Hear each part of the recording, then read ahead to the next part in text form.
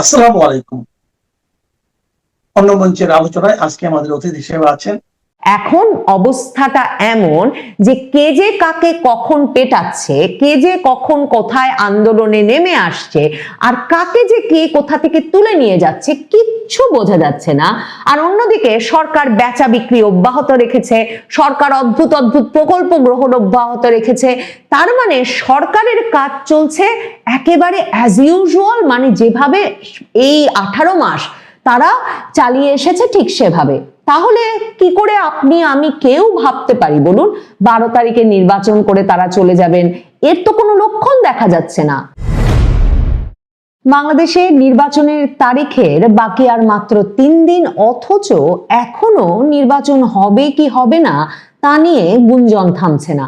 নির্বাচন হবে কিনা তা নিয়ে যথেষ্ট সন্দেহ থাকলেও নির্বাচনকে ঘিরে স্কুল, কলেজ, বিশ্ববিদ্যালয়, অফিস, আদালতে লম্বা ছুটি আসছে। কাজেই মানুষ নিজেদের মতো করে ছুটিটার পরিকল্পনা করে নিয়েছেন যে কি করে নিরাপদে আনন্দে প্রিয়জনের সাথে সেই ছুটির সময়টা কাটিয়ে ফেলতে পারবেন। কিন্তু নির্বাচন হবে কিনা এই প্রশ্নটাই এখনো চায়ের টেবিলে, মানে সামাজিক যোগাযোগ মাধ্যমে, ইনবক্সের আলাপে কিংবা অফিস আদালতে বাজারে সবচেয়ে গুরুত্বের সঙ্গে আলোচিত হচ্ছে।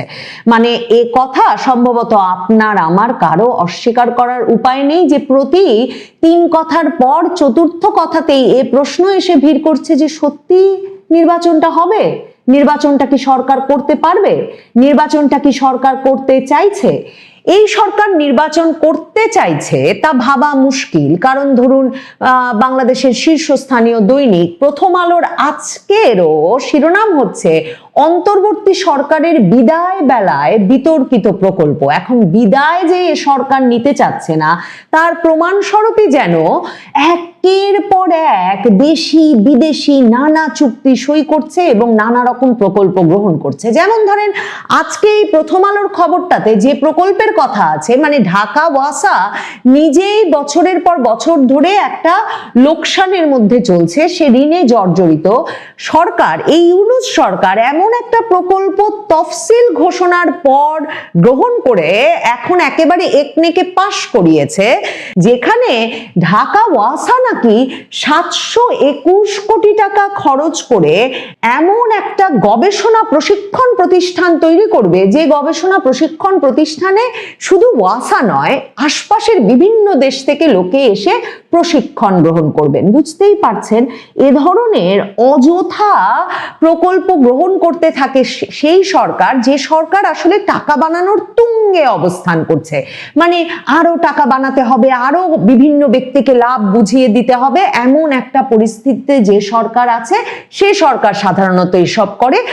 নির্বাচনের আগে আগে সরকারগুলো দম নেয়, নির্বাচনের আগে আগে সারা পৃথিবীতেই এমনকি নির্বাচিত সরকার, রাজনৈতিক সরকার, তারা শেষ 2 মাস কোনো নতুন প্রকল্প গ্রহণ করে না। কিন্তু এই সরকার এখনো গ্রহণ করে যাচ্ছে এবং এই প্রথম আলোর তালিকা অনুযায়ী যেই তালিকা বেরিয়েছে তাতে দেখা যাচ্ছে যে আসিফ মাহমুদ সজীব ভুইয়া তরুণ নেতা, তার এলাকায় যেমন বিরাট প্রকল্প দিয়েছে, তেমনি তারা বিশাল অঙ্কের প্রকল্প দিচ্ছে চট্টগ্রামে ডক্টর ইউনূসের জায়গায়, এবং বিএনপির নেতার এলাকাতেও তারা প্রকল্প দিচ্ছে। তার মানে এই জামাত, বিএনপি, জাতীয় নাগরিক পার্টি এই সব কিছু বুঝে এক রকমের ভাগাভাগি করে এখনো তারা বিভিন্ন প্রকল্প বন্টন অব্যাহত রেখেছে। এই সরকারের চট্টগ্রাম বন্দর দেওয়ার প্রকল্প কিন্তু শেষ হয় নাই। দেখেন এই সরকার এসেছে সবগুলো প্রকল্প বিভিন্ন বিদেশি সংস্থার হাতে বুঝিয়ে দেওয়ার জন্য, বিক্রি করে কমিশন নিয়ে বাড়ি যাওয়ার জন্য। সবচেয়ে লোভনীয় যেই প্রকল্পটি এর মধ্যে চট্টগ্রামের নিউ মুরিং টার্মিনাল বন্দর, যার মধ্য দিয়ে বাংলাদেশের বেশিরভাগ পণ্য আমদানি রপ্তানি হয় এবং যেটি অত্যন্ত লাভজনকভাবে, মানে 5 বছরেরও বেশি সময় ধরে বাংলাদেশে পরিচালিত হচ্ছিল এবং বাংলাদেশের সম্পূর্ণ ব্যবস্থাপনাতেই পরিচালিত হচ্ছিল, সেটা ইউনূস সরকার ডিপি ওয়ার্ল্ডকে দিয়ে দেবে সিদ্ধান্ত নিয়েছে। চট্টগ্রাম বন্দরে কিন্তু লাগাতার ধর্মঘট চলছে, সেখানে লাগাতার ধর্মঘট করছে জাতীয়তাবাদী শ্রমিক দল। এখন সম্মিলিত শ্রমিক সংগঠনের ব্যানারে সেই ধর্মঘট চলছে বটে, কিন্তু এর মূল নেতৃত্বে আছে জাতীয়তাবাদী শ্রমিক দল এবং তারা এখন নিউ মুরিং টার্মিনাল থেকে বহির্নোঙরেও এই ধর্মঘটকে বিস্তৃত করেছে এবং বলেছে ডিপি ওয়ার্ল্ডকে এই সরকার বন্দর দেওয়ার সিদ্ধান্ত থেকে সরে না এলে তারা এই ধর্মঘট প্রত্যাহার করবে না। তার মানে বাংলাদেশের একেবারে প্রাণ স্পন্দন যে বন্দরটি, যে বন্দর দিয়ে নিয়মিতভাবে রপ্তানি পণ্য যাচ্ছে, নিয়মিতভাবে আমদানি পণ্য আসছে এই রমজানের আগে, সেই বন্দরের কাজ সপ্তাহের বেশি বন্ধ থাকবে যখন কিনা এই নির্বাচনটি অনুষ্ঠিত হতে যাচ্ছে। নৌ উপদেষ্টা বলেছেন সরকার কঠোর পদক্ষেপ নেবে। এই যে সরকার নানা জায়গায় নানা পক্ষকে খেপিয়ে তুলছে এবং কঠোর পদক্ষেপ নেওয়ার ব্যবস্থা খুলে রেখেছে, সেটাও একটা ইঙ্গিত এই সরকার নির্বাচন চায় না। এখন বন্দরে সরকার যদি কঠোর পদক্ষেপ নিতে যায়, সেখানে যদি জাতীয়তাবাদী শ্রমিক দল, সম্মিলিত শ্রমিক সংগঠন তারা সকলে খেপে উঠে একটা সংঘর্ষের পরিস্থিতি সৃষ্টি হয়, চট্টগ্রাম বন্দর যদি উত্তপ্ত হয়ে ওঠে, নির্বাচনের আগে কোন সরকার কেন এ ধরনের একটা উত্তপ্ত পরিস্থিতি সৃষ্টি করতে চাইবে? দেখেন, শুক্রবারে শাহবাগ এলাকাটা বৃহস্পতিবার সন্ধ্যা থেকে যেই নাটকের ব্যবস্থা করলো এই সরকার, তারই আন্দোলন বাহিনী ইনকিলাব মঞ্চকে নামানো হলো। এই ইউনূস সরকারেরই আন্দোলন বাহিনী, ছাত্র শিবিরের নেতা কর্মী, জামায়াতের নেতা কর্মীরা সারা দেশ থেকে এসে জড়ো হলো যমুনার সামনে এবং তারপর তারা হাদি হত্যার বিচার চেয়ে লাগাতার অবস্থানে থাকবে ঘোষণা দিল। এই অবস্থায় সরকারেরই পুলিশ বাহিনী, একদম পুলিশ কমিশনার নিজে লাঠি হাতে নেমে এমন বেধড়ক পিটুনি দিলেন কেন, যেই বেধড়ক পিটুনির ফলে এ খবর ইনকিলাব মঞ্চই ছড়িয়ে দিল সরকারেরই পেটুয়া বাহিনী, সরকারের একেবারে ঘনিষ্ঠ ইনকিলাব মঞ্চ তারা ছড়িয়ে দিল যে সরকারের পুলিশ বাহিনী গুলি করেছে তাদের নেতা জাবেরকে। আর ঠিক কোন মুহূর্তে ঠিক হলো যে না, নির্বাচনটা হতে দিতে হবে, নির্বাচন হবে না, ইন্টারিম যেও না আর বলবো না, আমরা নির্বাচন হতে দেব, চারদিকে আওয়ামী লীগ ছড়িয়ে পড়েছে, কাজে আমরা নিরাপদ জায়গায় চলে যাব। তার মানে এই সরকার ইঙ্গিত দেওয়া মাত্র আবারও নেমে আসবে ওই পক্ষটিও যারা আন্দোলন করতে এখন প্রস্তুত। কাজে আপনার আমার সন্দেহ হবে না কেন যে এই সরকার একেবারে অপেক্ষা করছে যে ও বন্দরটা এখনো আমি ডিপি ওয়ার্ল্ডের হাতে বুঝিয়ে দিতে পারিনি, তাহলে আমার আরো 2 মাস লাগবে, নির্বাচনটা 12 তারিখে না হলেই রমজান চলে আসবে, তাহলে আমি নির্বাচনটা হতে দেব কেন? দেখেন, এখন এই সরকারের প্রেস সচিব শফিকুল আলম সাংবাদিকদের ধমকাচ্ছেন, যেই পেটোয়া বাহিনী, যে আন্দোলন বাহিনী তারা যমুনার সামনে নামানোর পর বাংলাদেশের শীর্ষ 2 গণমাধ্যম প্রথম আলো, ডেইলি স্টারের সামনে আরেক দফা নিরাপত্তা তাদের জোরদার করতে হয়েছে, এমন আইন শৃঙ্খলা বাহিনীকে মোতায়েন করতে হয়েছে। এবং যেহেতু সরকারের আইন শৃঙ্খলা বাহিনীর ওপর আবার ভরসা নাই এমনকি প্রথম আলো, ডেইলি স্টারের, কারণ তারা দাঁড়িয়ে থাকবে ঘন্টার পর ঘন্টা, ভাঙচুর, আগুন সবই হতে পারে, এটা জেনে ডেইলি স্টার তার সকল সংবাদকর্মীকে বলেছে বাড়ি থেকে কাজ করতে, ওয়ার্ক ফ্রম হোম করতে, মানে অফিসে তালা লাগিয়ে দিয়েছে। সেই অবস্থায় এখন প্রেস সচিব শফিকুল আলম উল্টো সাংবাদিকদের ধমকাচ্ছেন যে জাবের না হয় তার ভেরিফাইড ফেসবুক পেজ থেকে লিখেছে যে সে গুলিবিদ্ধ হয়েছে, কিন্তু সাংবাদিকেরা কেন ক্লিকবেইট জার্নালিজম করবেন এবং ক্লিকের আশায় কেন লিখবেন যে তিনি গুলিবিদ্ধ হয়েছেন? জাবের বললেই তো লেখা যায় না, জাবের বলার পর আবার পরীক্ষা করে দেখতে হবে যে ঢাকা মেডিকেল কি বলছে, সরকার কি বলছে, গুলি কোন ধরনের ছিল, তারপর লিখতে হবে গুলিবিদ্ধ হয়েছেন কি হন নাই।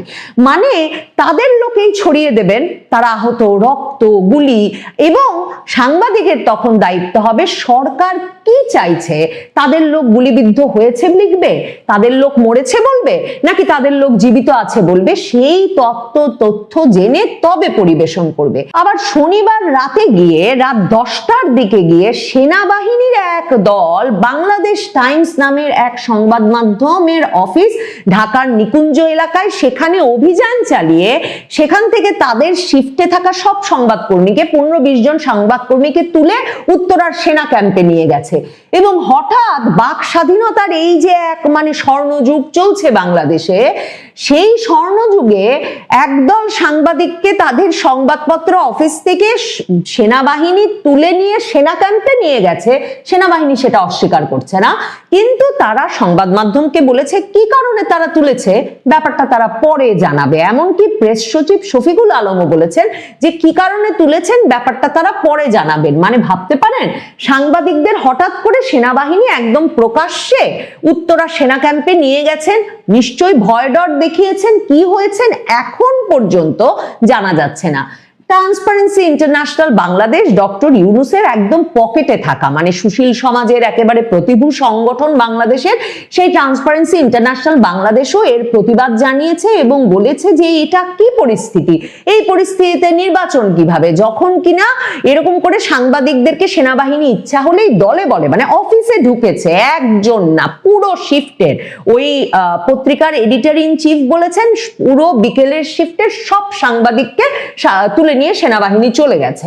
এখন ট্রান্সপারেন্সি ইন্টারন্যাশনাল বলছে যে এটা এরকম একটা ভয়ের পরিবেশ, এরকম একটা অস্থির পরিবেশ সরকার কেন এই নির্বাচনের আগে তৈরি করছে। এবং ট্রান্সপারেন্সি ইন্টারন্যাশনাল এর সাথে এটাও মনে করিয়েছে তফসিল ঘোষণার পর 36 দিনে অন্তত 15 জন রাজনৈতিক নেতা কর্মী নিহত হয়েছেন বাংলাদেশে বিভিন্ন রকম রাজনৈতিক সহিংসতায়। প্রেস সচিব শফিকুল আলম এটাও বলেছেন বাংলাদেশে কেউ গ্যারান্টি দিতে পারবে না যে বাংলাদেশে সহিংসতার পরিস্থিতি জিরোতে নেমে আসবে, মানে শূন্য সহিংস পরিস্থিতিতে কোনো নির্বাচন অনুষ্ঠান করা যাবে এটা কেউ বলতে পারবেন না। এবং প্রেস সচিব শফিকুল আলম বলেছেন এই 15 জন রাজনৈতিক সহিংসতায় মরেছেন উনি স্বীকার করেন না, উনি 5 জনের কথা স্বীকার করতে রাজি আছেন।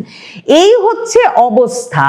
এবং বাংলাদেশে আইন শৃঙ্খলা পরিস্থিতি কিন্তু এর চেয়ে উন্নতি হওয়ার আগামী 3 দিনে কোনো সম্ভাবনা নাই, কারণ 1 লক্ষ সেনাবাহিনী মোতায়েন হয়ে গেছে, পুলিশ সর্বোচ্চ পর্যায়ে মোতায়েন হয়ে গেছে, আনসার বিডিবি, মানে যার যেখানে দায়িত্ব পালন করবার কথা সবাই সবচেয়ে অ্যালার্ট পরিস্থিতিতে থাকবার পর এখন অবস্থাটা এমন যে কে যে কাকে কখন পেটাচ্ছে, কে যে কখন কোথায় আন্দোলনে নেমে আসছে, আর কাকে যে কে কোথা থেকে তুলে নিয়ে যাচ্ছে কিচ্ছু বোঝা যাচ্ছে না। আর অন্যদিকে সরকার বেচা বিক্রি অব্যাহত রেখেছে, সরকার অদ্ভুত অদ্ভুত প্রকল্প গ্রহণ অব্যাহত রেখেছে।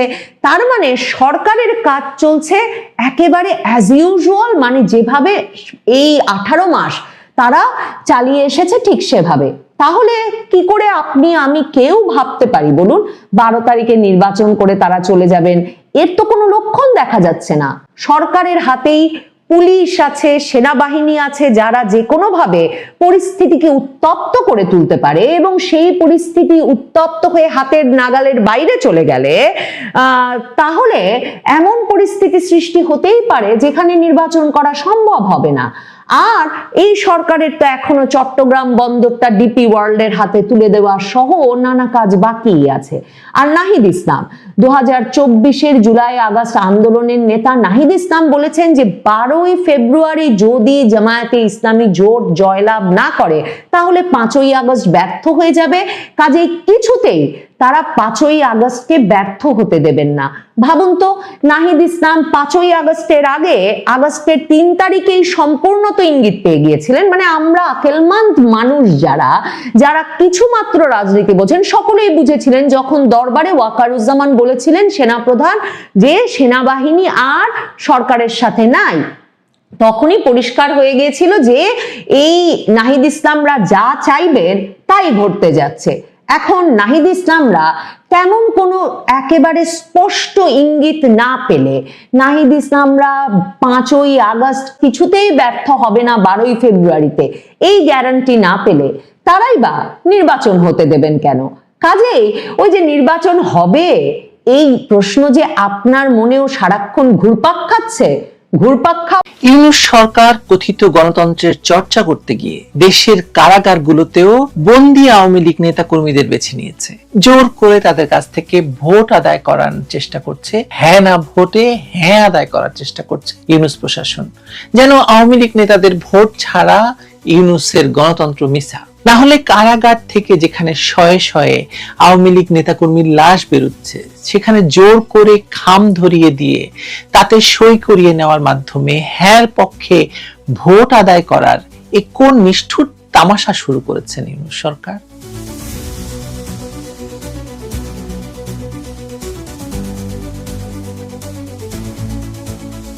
বাংলাদেশের একটি নামকরা কারাগার থেকে পাঠানো একটি নোট আপনাদের পড়ে শোনাই।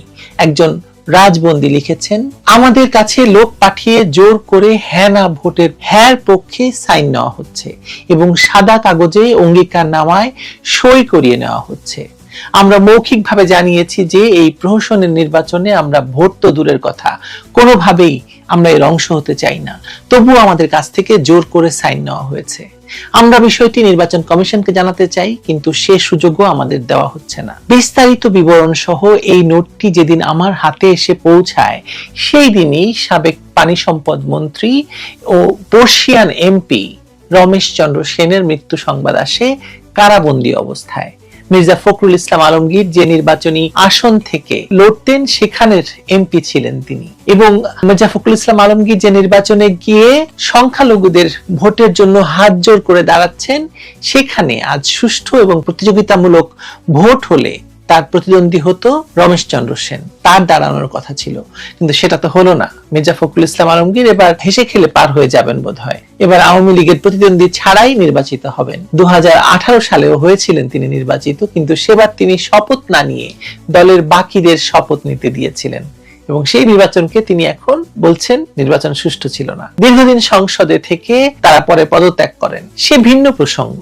আজ জেলের ভেতর কিভাবে একদিকে অতিরিক্ত গণতন্ত্রের চর্চা করতে গিয়ে জোর করে কারাবন্দীদের কাছ থেকে অঙ্গীকারনামায় সই করানো হচ্ছে, আর অন্যদিকে কিভাবে কারাগার থেকে লাশ বেরিয়ে আসছে একের পর এক, তা নিয়ে কিছু কথা বলতে চাই।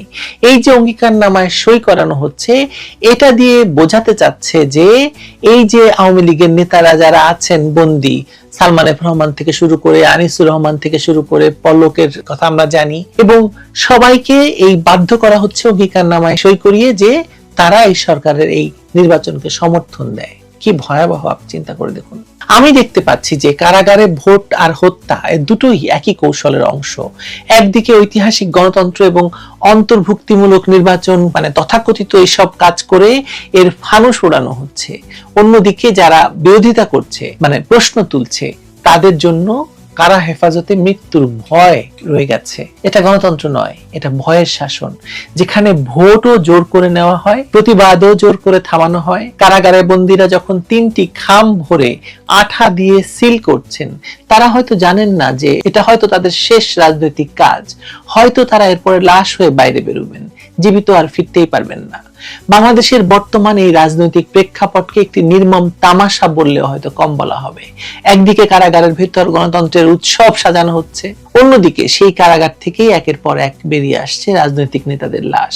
ডক্টর মোহাম্মদ ইউনূসের নেতৃত্বাধীন অন্তর্বর্তী সরকার যে সংস্কার এবং মানবাধিকারের প্রতিশ্রুতি দিয়ে ক্ষমতা এসেছিল, গত 17 মাসে তার রূপান্তর ঘটেছে এক ভীতি জাগানিয়া পুলিশি রাষ্ট্র হিসাবে। কারাগারের ভেতরে তথাকথিত ঐতিহাসিক ভোট গ্রহণ এবং একই সময়ে বন্দীদের রহস্যজনক মৃত্যু, এই দুই ঘটনাকে আলাদা করে দেখার সুযোগ নেই, বরং এগুলো একই মুদ্রার এপিটোপিট, যেখানে একদিকে চলছে জোর করে বৈধতা আদায়ের চেষ্টা, আর অন্যদিকে চলছে ভিন্ন মতকে শারীরিকভাবে নিশ্চিহ্ন করার প্রক্রিয়া। শুরুতেই আপনাদেরকে ভোটের নাটকীয়তা নিয়ে জানালাম। ত্রয়োদশ জাতীয় সংসদ নির্বাচন এবং সংবিধান সংশোধনের গণভোটকে কেন্দ্র করে কারাগারে যে আয়োজন চলছে, তাকে সরকার তথাকথিত অন্তর্ভুক্তিমূলক গণতন্ত্রের মাইল ফলক হিসাবে প্রচার করছে, ইতিহাসের শ্রেষ্ঠ নির্বাচন হিসেবে দেখাতে চাইছে। কিন্তু পরিসংখ্যান এবং বাস্তবতার দিকে তাকালে এই দাবির অন্তঃসার শূন্যতা প্রকট হয়ে ওঠে। 75টি কারাগারে সরকারি হিসাবে 86,000 বন্দী থাকার কথা, কিন্তু বন্দীর সংখ্যা কত আমরা জানি না। তবু ধরে নিচ্ছি 86,000 বন্দী থাকা সত্ত্বেও মাত্র 5,990 জন কেন ভোটার হিসেবে নিবন্ধিত হবেন বলেন তো? এই নগণ্য সংখ্যাটি বলে দেয় বন্দীদের মধ্যে উৎসাহের চেয়ে ভীতি বেশি কাজ করছে। অথবা এমনও হতে পারে যাদের দিয়ে ভোট আদায় করা সুবিধাজনক, কেবল তাদেরই এই তালিকায় রাখা হয়েছে। বিশেষ করে যখন আমরা শুনি যে নির্ধারিত সময়ের মধ্যে ভোট না দিলে ভোটাধিকার বাতিল হয়ে যাবে, তখন বুঝতে বাকি থাকে না যে এটি কোনো অধিকার চর্চা নয়, একটি নির্দেশিত প্রক্রিয়া। সবচেয়ে বিস্ময়কর দৃশ্য হলো বিগত সরকারের প্রভাবশালী মন্ত্রী, এমপি এবং আমলাদের লাইন ধরে ভোট দেওয়ানোর ছবি তুলে আবার সেগুলো আবার বাইরে প্রকাশ করা হচ্ছে। সালমান এফ রহমান, আনিসুল হক, রাশেদ খান মেনন বা হাসানুল হক ইনুর মতো হাই প্রোফাইল বন্দীদের দিয়ে পোস্টাল ব্যালটে ভোট নেওয়া হচ্ছে এবং একই প্যাকেটে গণভোটের হ্যাঁ বা না স্বাক্ষর আদায় করা হচ্ছে। এটি কি আদৌ তাদের স্বাধীন ইচ্ছার প্রতিফলন? একজন বন্দী যার জামিন, চিকিৎসা এমনকি বেঁচে থাকাটা নির্ভর করছে কারা কর্তৃপক্ষের মর্জির উপর, তার পক্ষে কি ব্যালটে নিজের পছন্দের রায় দেওয়া সম্ভব? নাকি তাদের দিয়ে ভোট দেওয়ানোর ছবি প্রকাশ করে সরকার বিশ্বকে দেখাতে চাইছে যে তাদের এই সাজানো নির্বাচনে সবার অংশগ্রহণ আছে? একে তো নির্বাচনটি নিজেই প্রশ্নবিদ্ধ, তার উপর কারাগারের মতো কঠোর নিয়ন্ত্রণমূলক পরিবেশের এই ভোট গ্রহণ প্রক্রিয়াকে স্বচ্ছ দাবি করার হাস্যকর, তাই না? কোন স্বাধীন পর্যবেক্ষক ছাড়া কারা কর্তৃপক্ষের আঠা এবং খামের নিয়ন্ত্রণে যে ভোট হচ্ছে তা মূলত রাজবন্দীদের উপর এক ধরনের নির্যাতন, ভয়ঙ্কর নির্যাতন। তবে এই ভোটের এই প্রহসনের চেয়েও ভয়াবহ চিত্র হলো কারাভ্যন্তরে মৃত্যুর মিছিল। ভোট হয়তো জোর করে আদায় করা যায়, কিন্তু জীবন কেড়ে নিলে তা তো আর ফিরিয়ে দেওয়া যায় না। আইন এবং সালিশ কেন্দ্রের তথ্য অনুযায়ী 2024 সালের কথিত গণ অভ্যুত্থানের পর থেকে 2025 সালের ডিসেম্বর পর্যন্ত কারা হেফাজতে 112 জনের মৃত্যু হয়েছে। আমি নিশ্চিত করে বলতে পারি এই মৃত্যুর সংখ্যা আরো অনেক বেশি, ডাবলেরও বেশি। এর মধ্যে কেবল 2025 সালের নভেম্বর মাসে মারা গেছে 95 জন। ওই সংখ্যাটি আতঙ্কের শুধু নয়, ভয়ঙ্কর। প্রতি মাসে গড়ে 3 জন করে মানুষ রাষ্ট্রের হেফাজতে মারা গেছেন। নিহতদের একটি বড় অংশ আওয়ামী লীগের নেতাকর্মী, যাদের বিরুদ্ধে নাশকতা, হত্যা মামলা দেওয়া হয়েছিল। ঠাকুরগাঁয়ের সাবেক এমপি ও মন্ত্রী রমেশ চন্দ্র সেনের কারা হেফাজতের মৃত্যুর ঘটনাটি এই নির্মমতার সর্বশেষ নজির। পরিবারের দাবি তিনি সুস্থ ছিলেন, অথচ কারা কর্তৃপক্ষের বয়ান সেই পুরনো হার্ট অ্যাটাক। এই মৃত্যুগুলোকে কেবল স্বাভাবিক বা বার্ধক্যজনিত বলে চালিয়ে দেওয়ার যে চেষ্টা কারা কর্তৃপক্ষ করছে তা ধোপে টেকবে না। গাইবান্ধার তারিক রিফাত কারাগারে যাওয়ার কয়েক ঘন্টার মধ্যেই মারা যান। বাড্ডার যুব এবং ক্রীড়া সম্পাদক ওয়াসিকুর রহমান বাবু রিমান্ডে নেওয়ার প্রক্রিয়ার সময় হঠাৎ মারা গেলেন। 81 বছর বয়সী আব্দুর রহমান মিয়া ক্যান্সারে আক্রান্ত হয়েও চিকিৎসা না পেয়ে ধুকে ধুকে মারা গেছেন। এমনকি সাবেক মন্ত্রী নুরুল মজিদ মাহমুদ হুমায়ুন শেষ মুহূর্তে হাসপাতালে নেওয়া হয়েছিল তাকে হাত কড়া পরিয়ে। এই যে ঘটনাগুলো, এগুলো স্পষ্ট নির্দেশ করে যে কারাগারে বন্দীদের সুচিকিৎসা থেকে বঞ্চিত করা হচ্ছে, যা পরোক্ষভাবে হত্যার শামিল। সংবিধানের 31 এবং 32 অনুচ্ছেদে জীবন এবং মানবিক মর্যাদা রক্ষার যে গ্যারান্টি দেওয়া হয়েছে তা আজ কারাগারের 4 দেয়ালের ভেতর ভুলুণ্ঠিত। মানবাধিকার সংস্থা অধিকার, আপনি জানেন অধিকার কার, তার প্রতিবেদনে উঠে এসেছে যে গত 1 বছরে বিচার বহির্ভূত হত্যাকাণ্ড এবং কারা হেফাজতে মৃত্যুর ভয়াবহ চিত্র তারা তুলে এনেছে। কারাগারে একদিকে জোর করে ভোট আদায়, অন্যদিকে বিনা চিকিৎসায় নির্যাতনে মৃত্যু। এই দ্বিমুখী এবং নিষ্ঠুর কৌশল প্রমাণ করে যে বর্তমান সরকার তার রাজনৈতিক লক্ষ্য হাসিলের জন্য যে কোনো পর্যায়ে নেমে যেতে প্রস্তুত। বন্দীদের দিয়ে ভোট দেওয়ানো হচ্ছে নির্বাচনের গ্রহণযোগ্যতা বাড়ানোর জন্য। তারা বলতে চাইছে দেখুন, আমরা তাদের সুযোগ দিচ্ছি, আর অন্যদিকে যারা রাজনৈতিকভাবে চ্যালেঞ্জ হতে পারে তাদের ধাপে ধাপে নিঃশেষ করে দেওয়া হচ্ছে। এই প্রক্রিয়াটি অত্যন্ত ঠান্ডা মাথার পরিকল্পনা। একে আপনারা ফ্যাসিবাদ না বললে কাকে ফ্যাসিবাদ বলবেন আমি জানি না। যে বন্দীরা আজ লাইনে দাঁড়িয়ে ভয়ে ভয়ে ব্যালটে সিল দিচ্ছেন, তারা জানেন না কাল তাদের ভাগ্য রমেশ চন্দ্র সেন বা তৌহিদুল ইসলামের মতো হবে কিনা। কারাগারের ভেতরে বা বাইরে যা ঘটছে তা কোনোভাবে গণতান্ত্রিক চর্চা নয়। এটি ভয়ের সংস্কৃতিকে প্রাতিষ্ঠানিক রূপ দেওয়ার প্রচেষ্টা। হাই প্রোফাইল নেতাদের দিয়ে ভোট আদায় করা যেমন একটি রাজনৈতিক স্ট্যান্ড, তেমনি বিরোধী মতের নেতাকর্মীদের কারা হেফাজতে মৃত্যু নিশ্চিত করা একটি পদ্ধতিগত নির্মূল অভিযান। লাশের উপর দাঁড়িয়ে এবং বন্দীদের জিম্মি করে যে ব্যালট বাক্স ভরা হচ্ছে তা কোনোদিন গণতন্ত্রের সনদ হতে পারে না। এই মুহূর্তে যেটা প্রয়োজন তা হলো কারাগারে প্রতিটি মৃত্যুর স্বাধীন বিচার, বিভাগীয় তদন্ত এবং এই প্রহসনের নির্বাচন বন্ধ করে প্রকৃত জনমতের দিকে নজর দেওয়া। অন্যথায় এসব মানবাধিকারের বুলি আউড়েতে কোনো লাভ নাই। সরকার নিজেই মানবাধিকার লঙ্ঘনের ইতিহাসে এক কালো অধ্যায় রচনা করবে। এক হাদিকে দিয়ে কত কিছু হয়ে যাচ্ছে। হাদির মৃত্যুর তদন্তের জন্য জাতিসংঘকে ডাকা হচ্ছে, কিন্তু এত বড় ঘটনা ঘটে যাচ্ছে, কারাগারের ভেতরে এত মানুষ মারা যাচ্ছে, জাতিসংঘের তো ঘুম ভাঙবে না। হাদির জন্য হয়তো আসলেও আসতে পারে, কিন্তু এদের জন্য আসবে না। কি ভয়ঙ্কর একচোখা রাজনীতি এবং একচোখা বাংলাদেশের ভেতর আপনার বসবাস, আপনি বুঝতে পারছেন। ভালো থাকুন সবাই।